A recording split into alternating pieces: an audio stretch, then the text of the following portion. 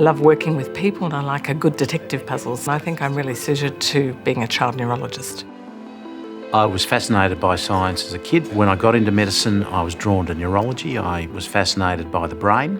1 million people in Australia would have had a seizure at some time in their life, and if they're prone to recurrent seizures, we call this epilepsy. Epilepsy affects about 3% of the population at some time in life. It also frequently is a disorder of children and therefore has a big effect on schooling, on socialisation. And this really disrupts and rules a family's life after a while. It's very difficult indeed. The traditional view of the causes of epilepsy was that it was acquired.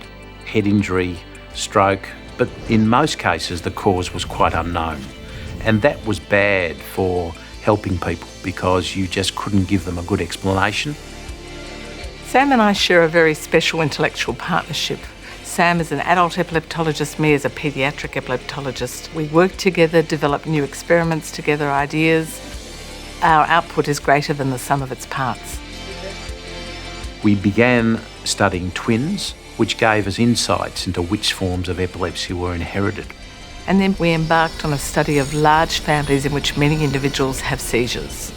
And then everybody in the family, those with and without seizures, figuring out the types of epilepsy they had, and then putting this together and figuring out if it was a familial epilepsy syndrome. As technological advances continued, the ability to find genes accelerated, and even more so in the last 5 years with a technology called whole exome sequencing, where we can do things undreamed of when we began 30 years ago. Since we found the first gene for epilepsy in 1995, we now know of many genes for epilepsy, and we've been involved in finding roughly half of those. The difference that this work has made is that we're now identifying the cause in a much greater number of people with epilepsy, particularly children, than previously. It has helped by giving them a diagnosis, by helping us to understand the biology and therefore in the development of new treatments, and it touched the lives of people with epilepsy around the world. A particularly rewarding moment was related to an issue that used to be called vaccine encephalopathy, where it was believed that vaccination could cause severe epilepsy. The patient's name was Madeline. The mother carried the guilt for all her life that if Madeline hadn't been vaccinated, she would have been fine.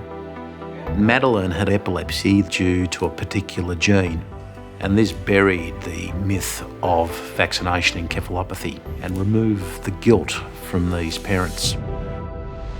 I think there are two major aspects that excite me about my work. The first is making a difference to the children and families that I look after. The second thing is that moment of discovery when I see something that's really important in a patient or working with my colleagues that I can see will change the way we think about a disease. Being a clinician researcher is a privileged position. On the one hand, I'm actively treating people, and on the other, I've got the ability to take the science forward and deliver something that changes the game.